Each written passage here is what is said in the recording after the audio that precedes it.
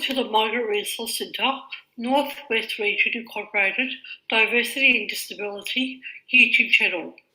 Your Life, Your Voice program, where self-advocates and professionals in the disability sector are interviewed. The Diversity and Disability Project would like to acknowledge the traditional owners of the land on which we work and live and recognise their continued connection to land, water and community.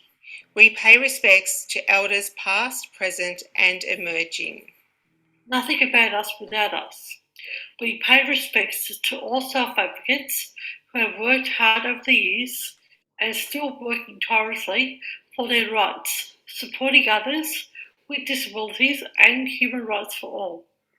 This channel is for people with disabilities who aspire to seek self-advocacy role models to inspire change in their everyday lives. Nothing about us without us. Choice and control are central themes. Every interview is as unique as you and I. And it has our fundamental universal human rights ethos of respect for persons with disabilities, having their views heard and acknowledged. After all, it's all in the name. Your life, your voice. Be the voice of change in your life.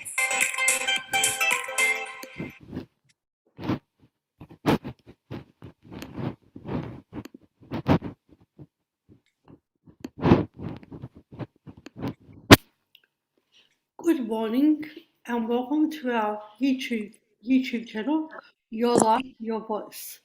My name is Julie and I'll be your host for today's program. Today we have Larissa McFarlane, who is a disability rights advocate, artist and a great self-advocate. Welcome Larissa, how are you doing? Hi Julie, thanks for having me this cold day. Yeah, thank you for being so accessible and let's get to the questions. So can you tell us a little bit about your life, your background, Larissa?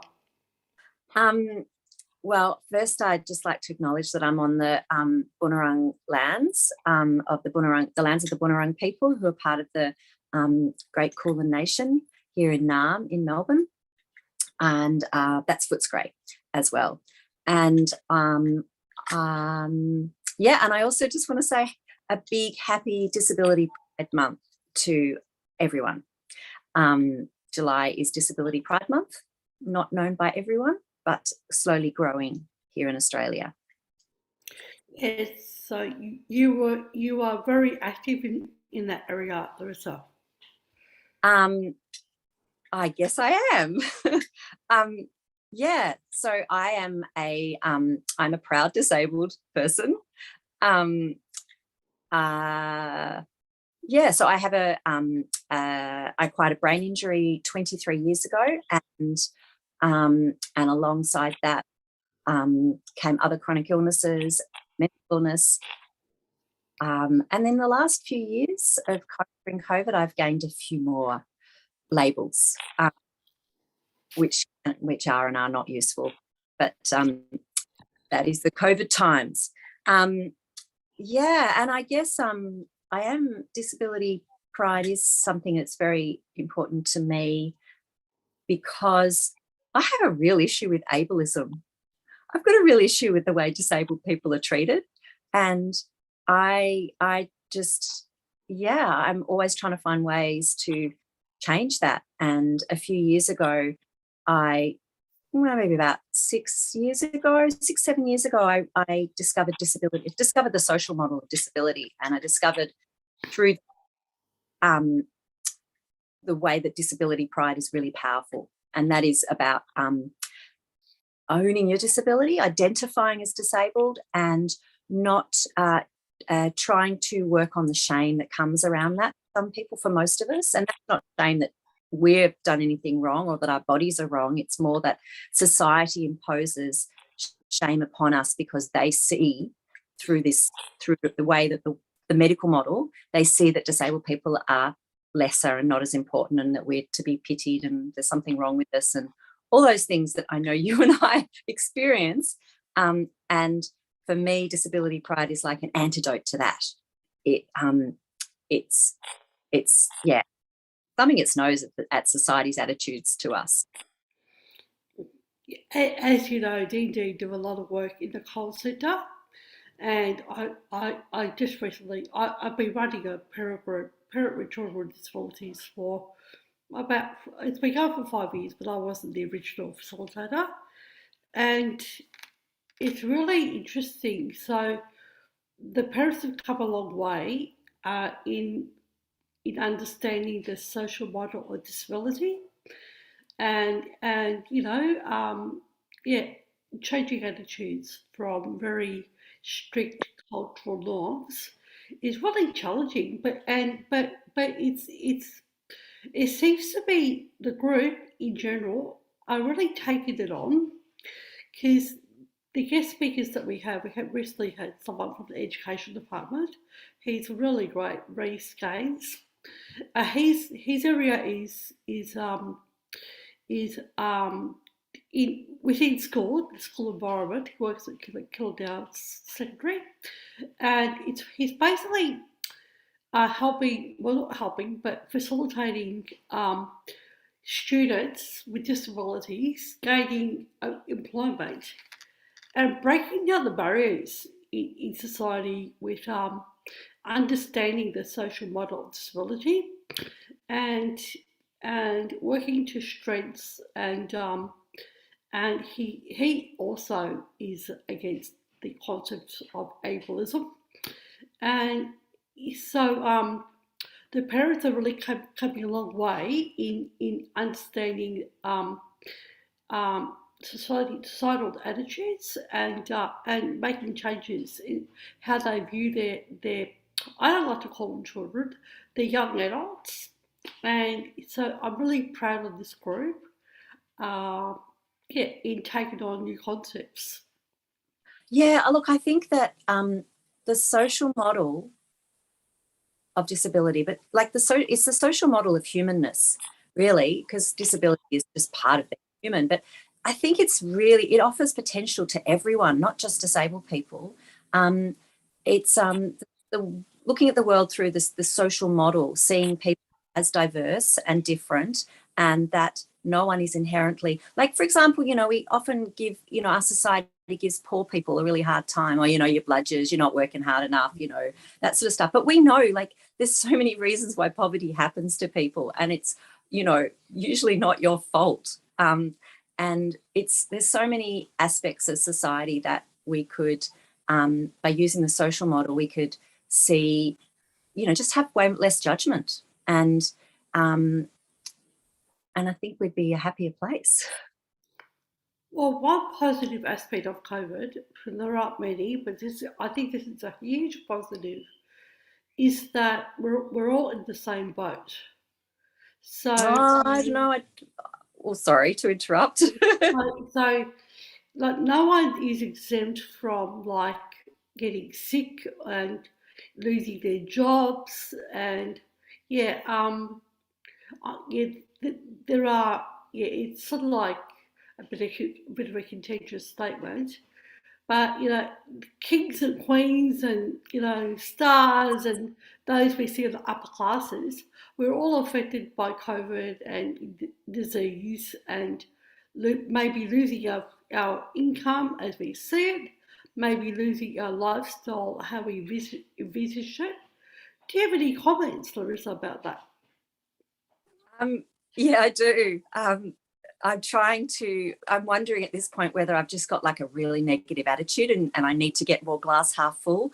But I actually really disagree with that. I think that on one level, yes, COVID does impact everyone, but I think the structures of society mean that some people are way more vulnerable to losing their job or to catching COVID. For example, if you are poor and you need to go to work, maybe your job is, and you need to go to work and your job is people facing, and there are no laws, or there's no encouragement for people to wear masks, and you might be wearing a mask, but really wearing a mask 8 hours in a public environment isn't going to cut it. You're actually exposing yourself a whole lot more because you may be disadvantaged through your race or your culture or through poverty, lots of reasons. And so I think COVID has actually, for me, It's really exposed the already divisions in society between rich and poor and non-disabled and disabled.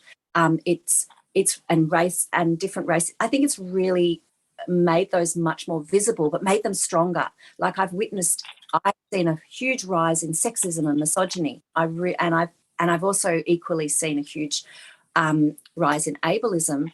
Although at the same time there has been some gains made, but I think the whole language, the idea of eugenics has really infiltrated our language, the media, the way people talk about each other. So probably do you want me to define eugenics a bit better? You read my mind. Thank you. Yeah. So now I've put myself in a spot because I'm not sure I will be able to. Do you want me to Google it? No, it's okay.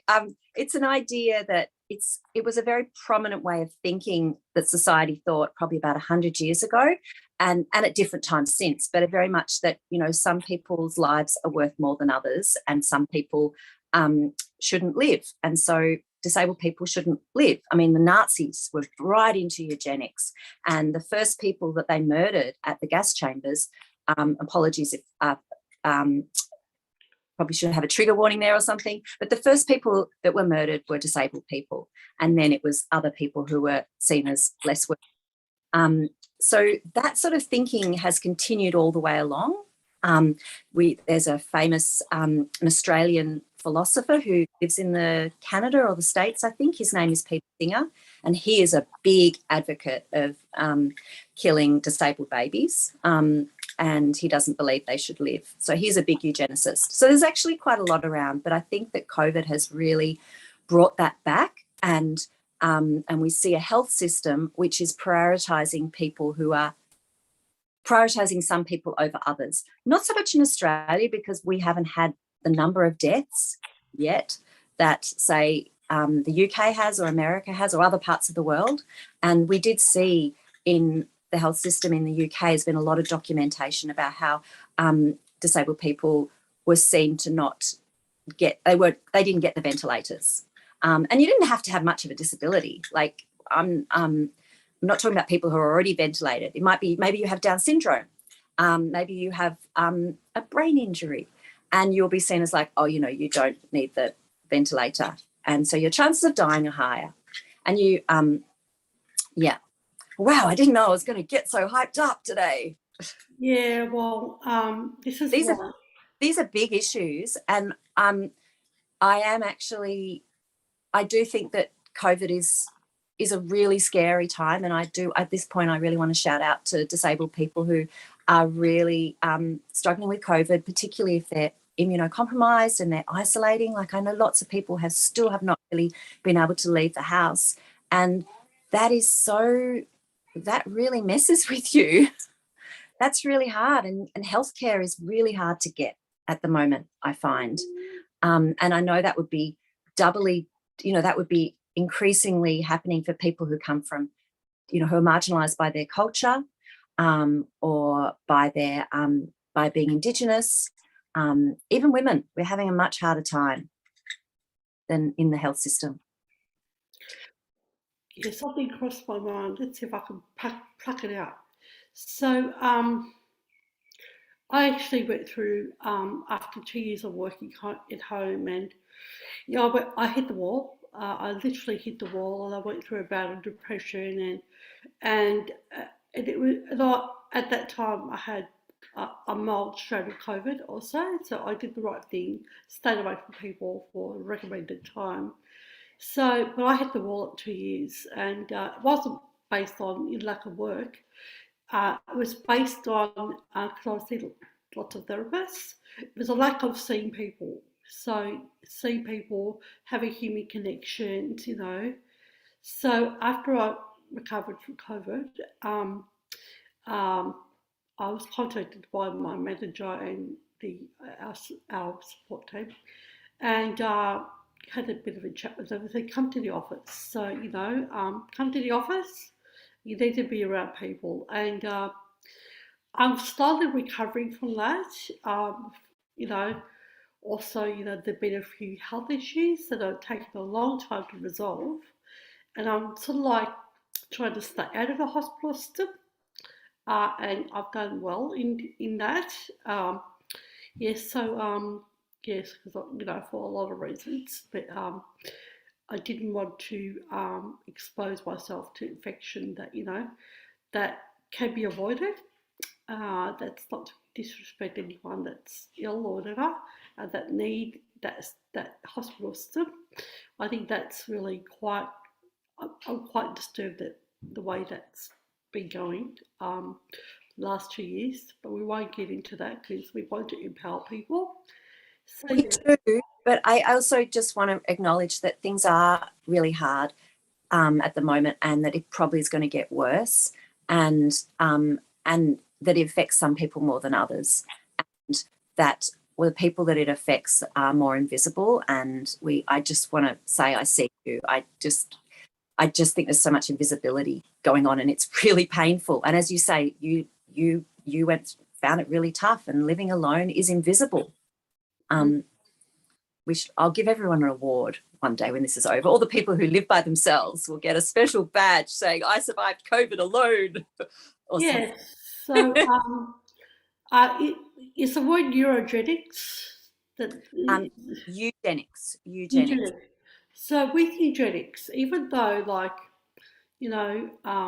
doctors and medical professions seem like they're I don't think it seems like they're treating people fairly at all, quite honestly. And I was actually a victim. Well, I could have been a victim of that with losing my life.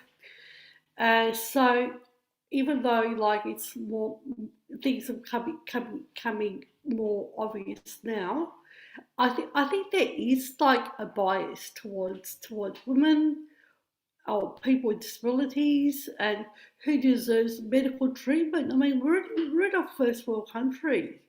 This is well before COVID. I mean, the attitudes I experienced, you know, I'm a pretty strong advocate. When I'm sick, it's really hard.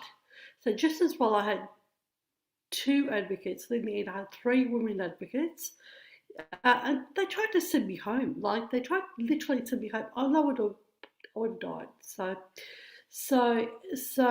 quite honestly, yeah, and I went through the structures of through client services and tried to make some changes there. But I think there's sort of a conflict resolution things in major hospitals, and given the lack of doctors, lack of doctors in hospitals and all that sort of thing. Yeah, it's a really difficult space to navigate. And just as well, I was alert enough to say, I'm not going home.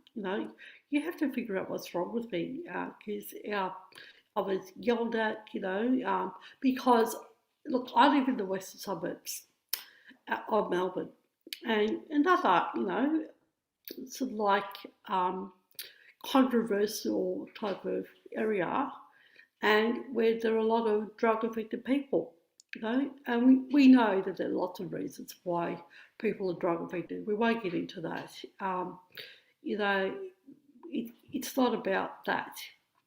So, so this particular emergency doctor was saying, "I'm too busy. What's wrong? Not even what's wrong. I'm too busy for this." So he assumed, without asking me, that I was drug affected. And I don't even drink.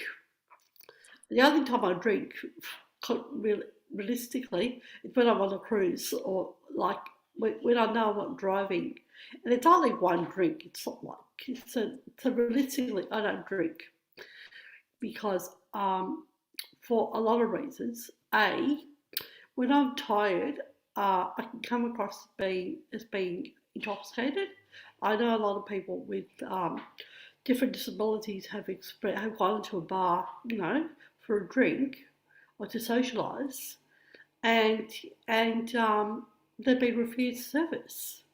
And plus, I drive. Plus, I want to be super confident that I have zero blood alcohol reading, because I'm a responsible driver.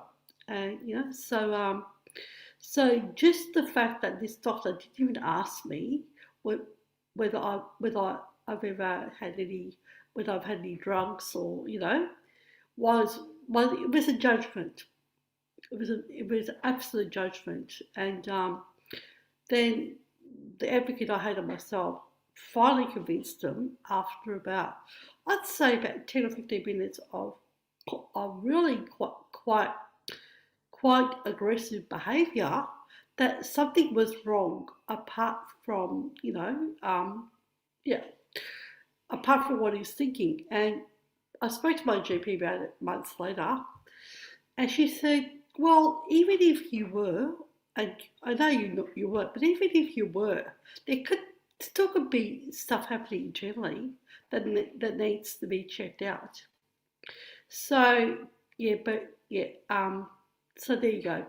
I had the privilege of training some student doctors, and told them what happened.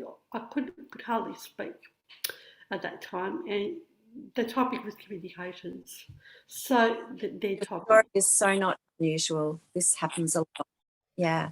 Hey, I'm going to have to disappear off the screen for 2 seconds because my Sure. cat may be able to hear is meowing at the door, wants to come in and join the Zoom. Sure, go ahead. This is the joys of working from home. So hopefully I'll have no doorbells going off. Hopefully our Zoom link will continue to be good. So yes. So anyway. So hi Putty Cat. So you're not alone. You have your cat. I do. So Yeah. yes. So anyway. So there you go. Yeah. So that's a bit of my story, and I'm sure it's common to a lot of people with disabilities. And I'd like to add, if you have any comments or topics that you'd like to discuss, just email us on D&D Your Life, Your Voice at gmail.com, or you can leave your comments in our comments section.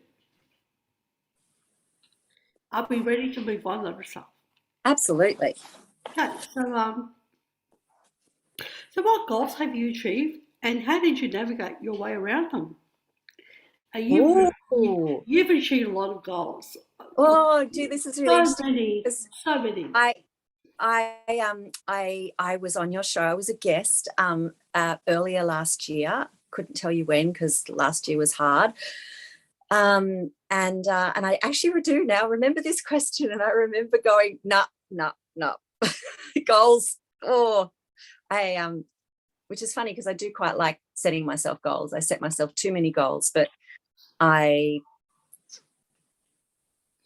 I'm just getting myself confused. What was the question? What goals have I achieved? What goals have you achieved? Let's do part by part. My goal was to say, the goal for the last year was basically to keep it together.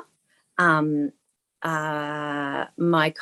was in a lot of crisis last year and a lot of adrenaline, and it was just really hard to manage. My pain levels I've really struggled under COVID, particularly under the lockdowns, accessing healthcare and accessing particularly pain management. And unfortunately, that's still really limited and really difficult to access. And it's, what's the word, when it's up and down? It's irregular. And so I still haven't been able to get back to my pre-pain levels of COVID. So that really impacts your ability to cope. So my proud thing for last year is staying up and not getting myself, locked up in a psych unit. And because that can happen really easily. You don't even have to be, I don't know, it can happen really easily if you just pick the wrong street corner to have a meltdown on, and a cop happens to go past and suddenly you're reported to the CAT team and then suddenly you find yourself locked up. Didn't know I was going to say that just then, but these things can happen. So yeah, and I think I'm really proud too of, like, I had aims. I've had lots of goals to make artwork. I'm an artist, or to change the world, to make things better, to connect with people. And it's been really hard and I haven't done that. And I've spent a lot of time lying on the floor and sometimes feeling sorry for myself and worrying about the world. And I think, and then I give myself more of a hard time for that because I should be getting on with stuff. I should be over this by now. I should find some way to manage pain. I should do more meditation. And then I will go, hang on a sec, you're sick. It's really hard. And you talked about before about being sick. And I was like, I think this is an important topic because when we're sick, we're already carrying, as disabled people, we're already carrying around a level of internalized ableism that, we live in a society that doesn't value disabled people, that doesn't make space for us, that has rules that we can't meet. And so we can't help but internalize that a bit. And when we see ourselves as wrong, and what I have found that when you get sick, that level of internalized ableism or giving yourself a hard time for not being good enough, that just gets more and more. And part of why that happens is because we're isolated from each other as well. So if I was to run into you in the street or see you in a meeting somewhere, and you would reflect back to me and go, as you did this morning in an email, you said, oh, you do know that you're being quite hard on yourself. And then I'd go, oh yeah, that's right.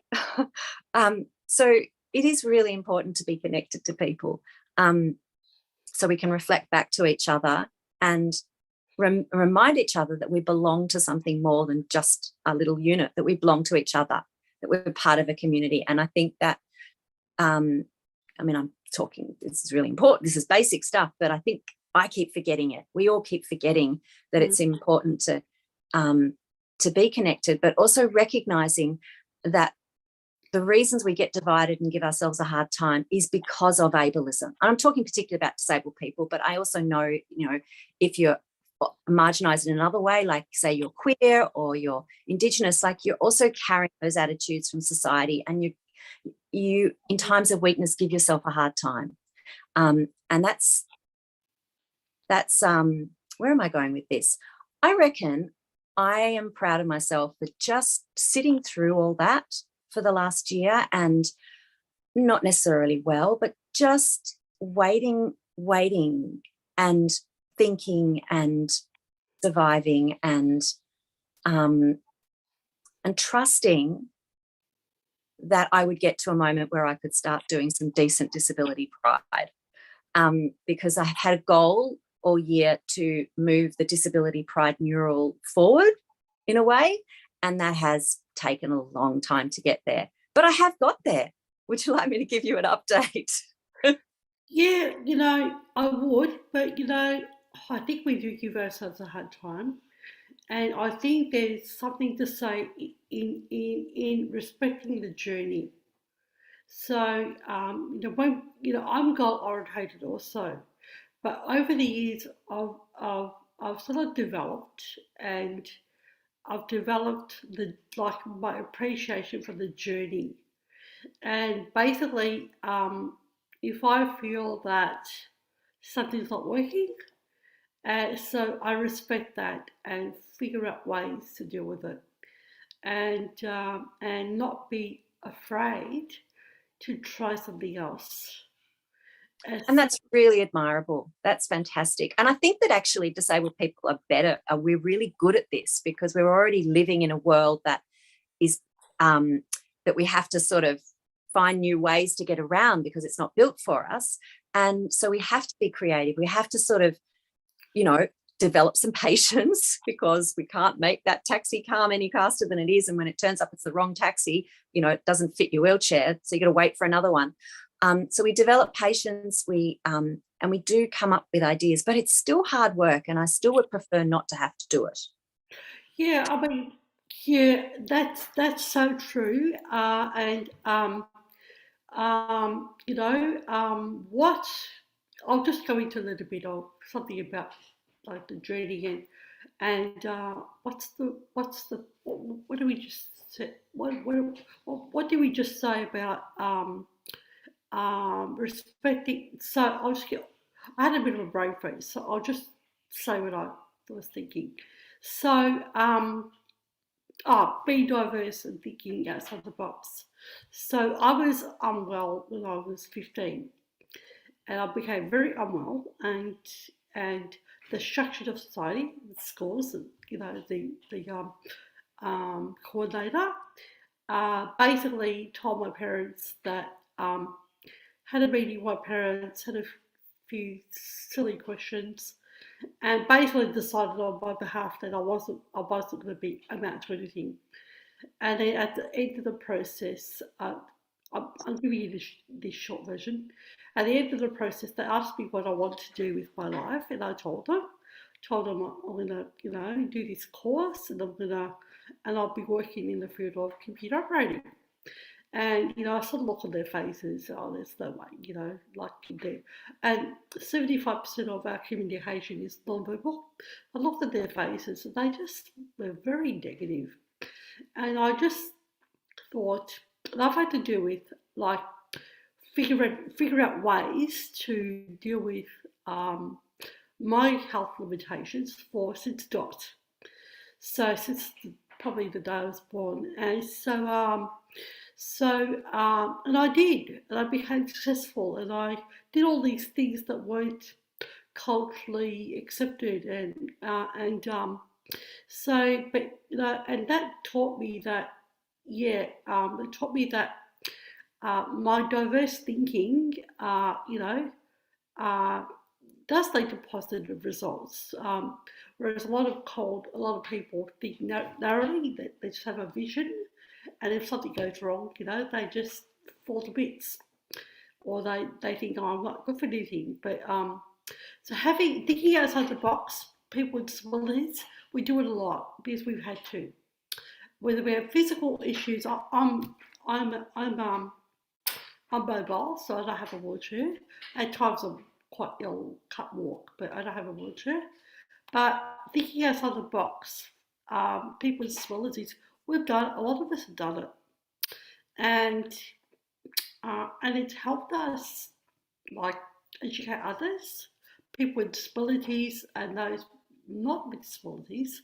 They're thinking outside the box, outside the square of what you think, and challenging them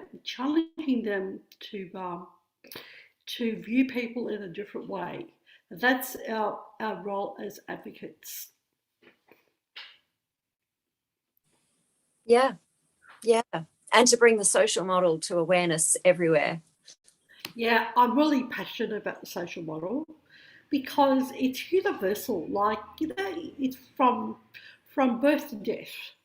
So Yeah. I'm really passionate about, you know, building codes and, you know, removing those steps and like just making changes that, you know, governments may seem, you know, reluctant because of costs or their old buildings, but where they are there to service our our human rights and our needs from birth to death, you know. So I'm really passionate about the social model. Maybe, I don't know that they are there to uphold human rights. I think we'd like them to be, but I think we the people in power are the people we vote in, well, and also manipulated by big businesses, but they don't necessarily always support the UN Declaration on the Human Rights and the Convention on the Rights of People with Disability. We end up having to pressure these politicians to actually follow the rules of the UN. Well, that's the ideal, yeah. That's the That's ideal. That's the idea. Yeah, perfect world. That's the ideal. Democracy in action is very much serves the powerful and the rich, and the white and the men, the able-bodied. Yeah, I totally agree with that statement. Yeah, and you know, advocacy and you know whatever type of advocacy you do, it takes a lot of time to get into mainstream.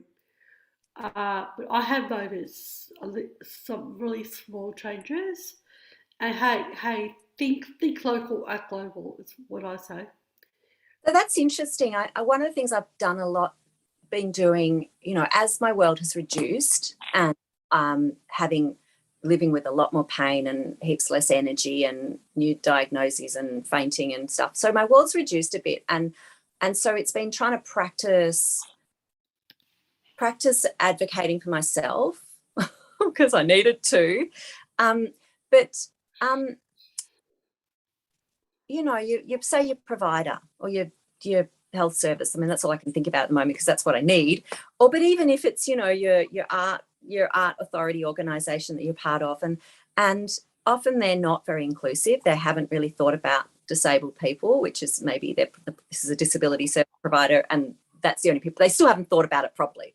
And so you try to give feedback, write a letter, trying to get access to what you need, but also pointing out ways that maybe their language is not helping, or makes you don't feel so good. Maybe you get on a committee and give feedback.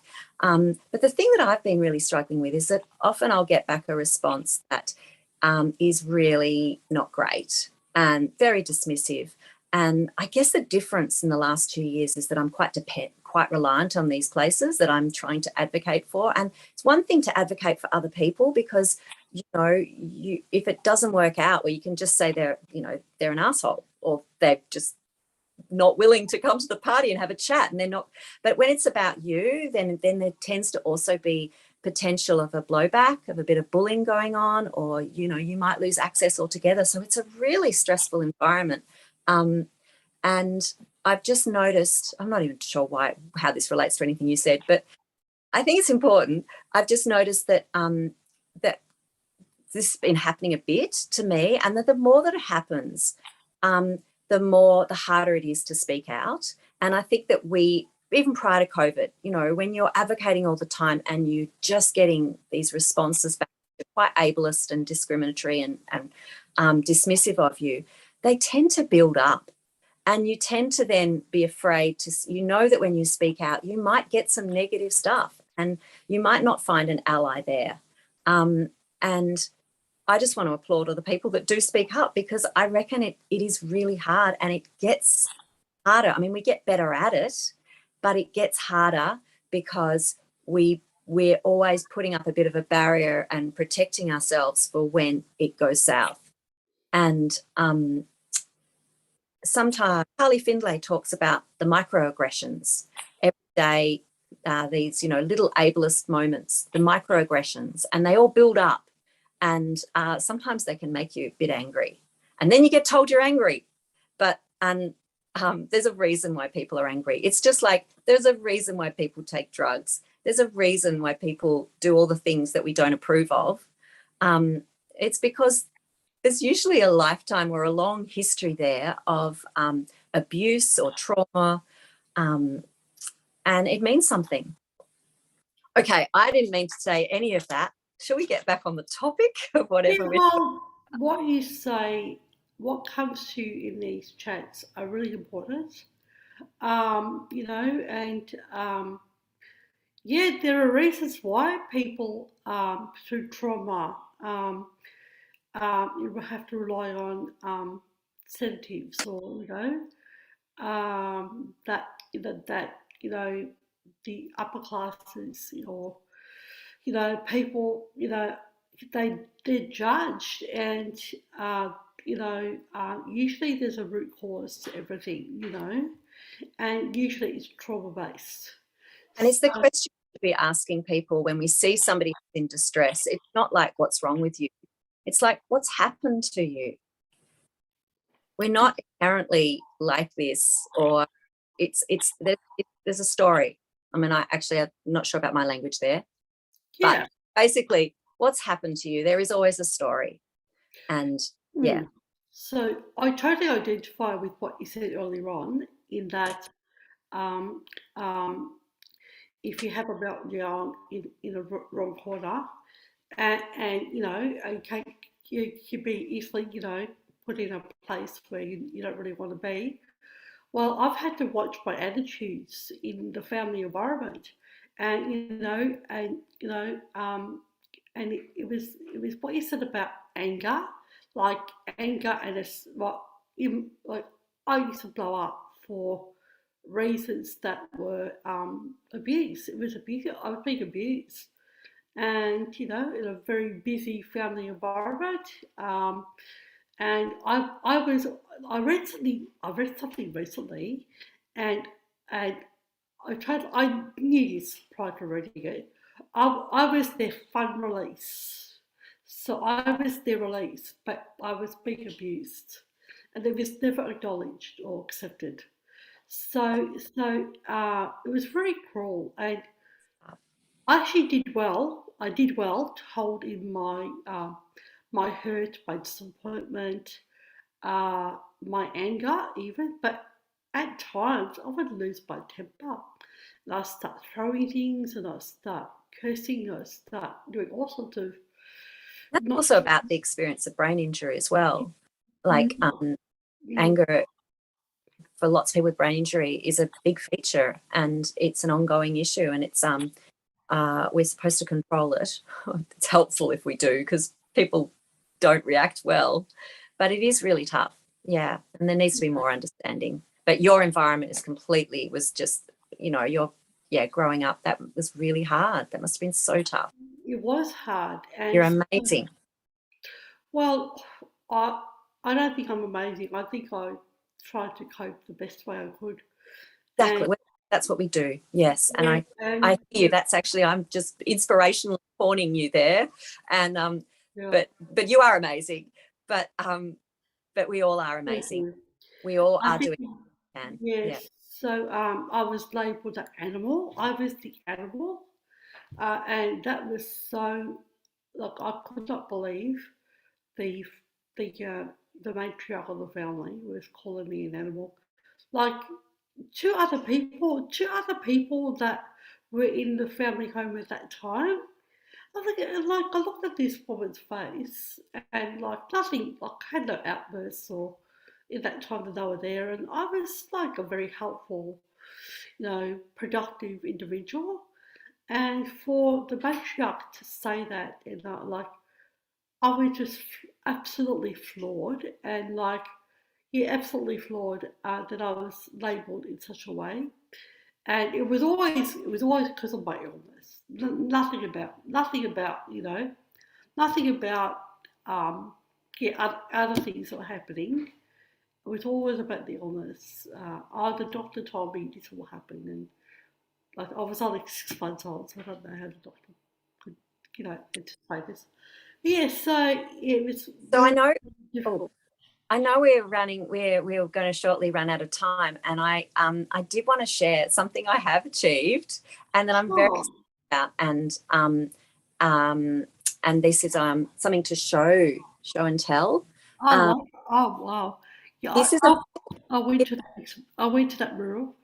it's actually a book. There's a photo of you in here, actually, Okay. um, and because you attended, and there was a photograph. Yeah, so this is a picture of the Disability Pride mural Mm. here in Naarm in Footscray. It's the first one in Australia, and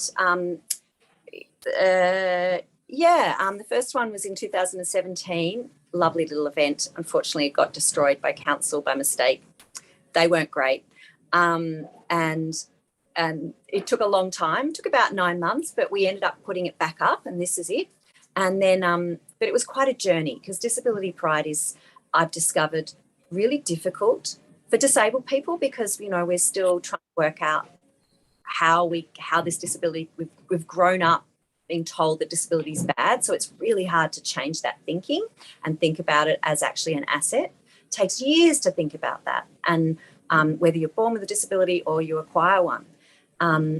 But non-disabled people too find disability pride a bit threatening, because they can't conceive of it, and it's just like, oh, I don't know, they just can't deal with it in their head.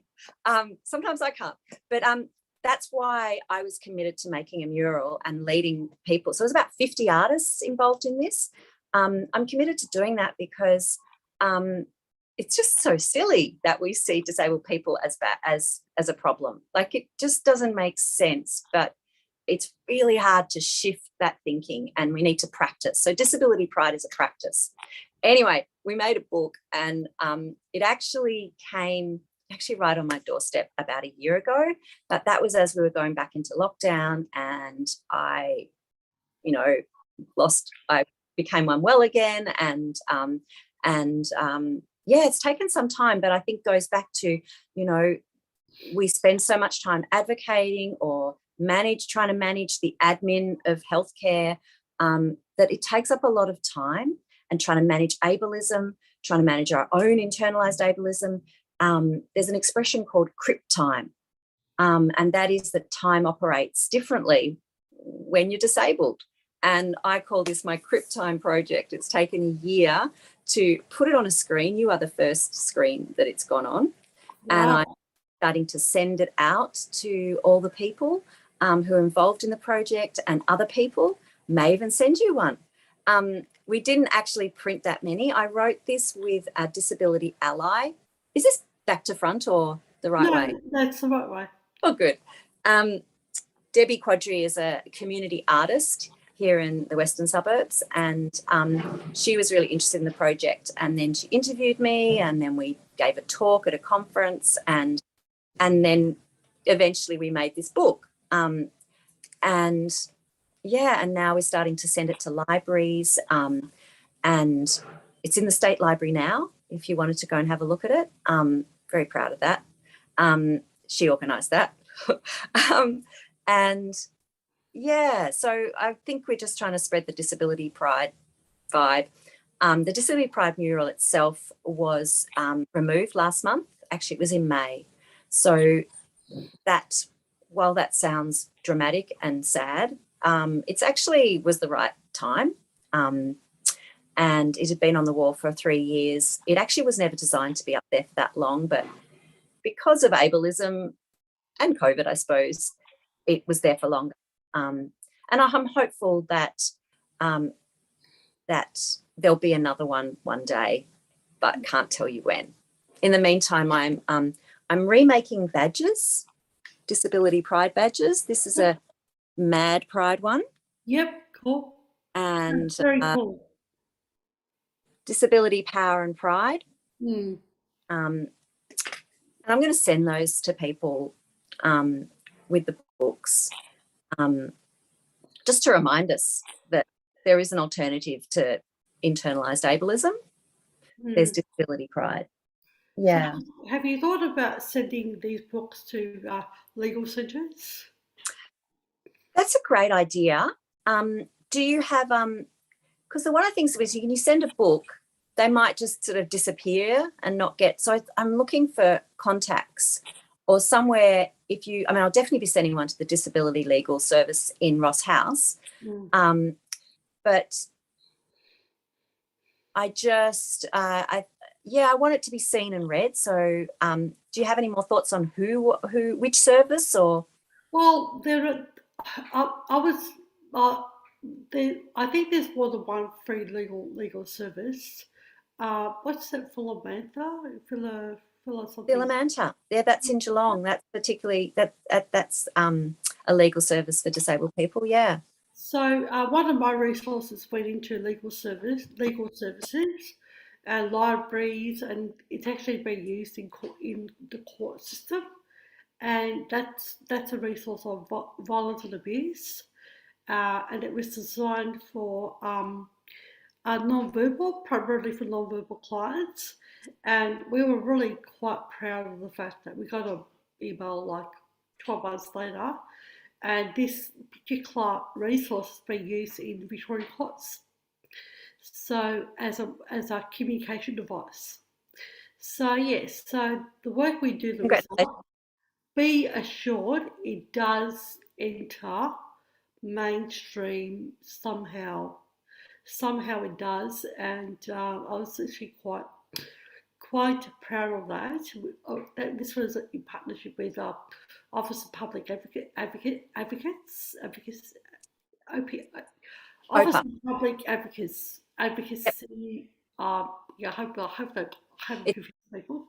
Office of the Public Advocate. That's it. Yes. So it was our first project with this particular organisation, and I think it was a really good segue for them to understand that organisations that work with disability and diversity and disability is a peer-led disability organisation under the Migrant Resource Centre.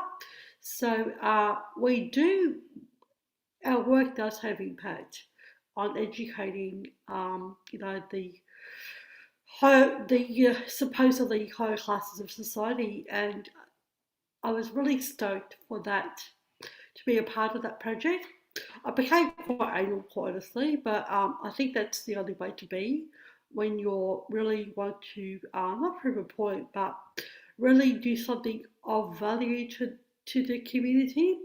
And in the end, it was quite a successful resource. So there you go. Well done. Yeah. I think you make a really good point that it is so important that we do keep working and we keep advocating. And while the amount of work we do, the outcomes might be small, but they are really important and they do make a difference. And yeah, that's really important. Actually, it reminds me too that one of my big passions is about history. I mean, disabled culture alongside disability pride, the idea of a culture that we live in, but also a disabled history, because I think that we've lost a lot of our history. You know, we don't. Our history is not documented by by the people who make history books, and we haven't, documented much of it ourselves. We have, but it's not necessarily easily accessible or easy to find. I mean, I found this amazing resource about that Women with Disabilities made in 2010, and it's brilliant. I should send it to you.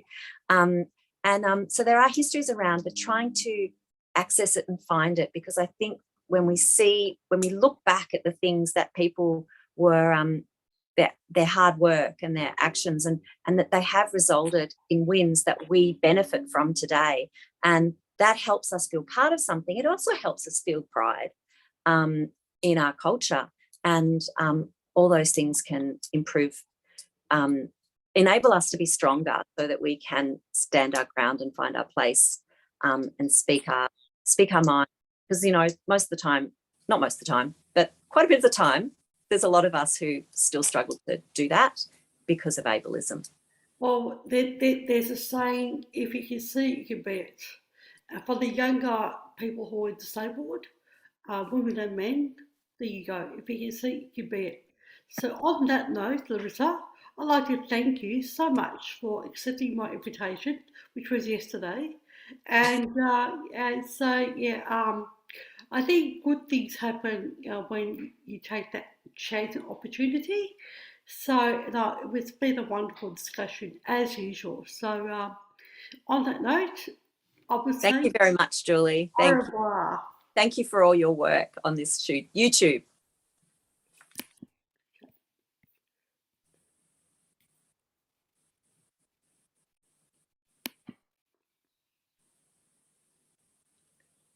I could just do some little later music.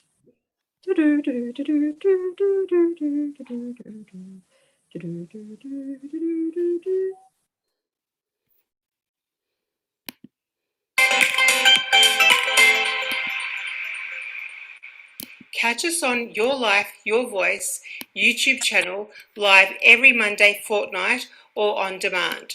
We would like your comments and suggestions on topics that you would like us to explore. Leave your comments on YouTube comments section. Please feel free to email us on dndyourlifeyourvoice@gmail.com or contact us via the Migrant Resource Centre Northwest Region Inc. Phone number 1300 676 044. 1300 676 044. Diversity and Disability is a project of the Migrant Resource Centre Northwest Region Incorporated, and would like to thank the management for funding this project, especially living through the COVID-19 pandemic. The pandemic has been difficult for people with disabilities living in isolation.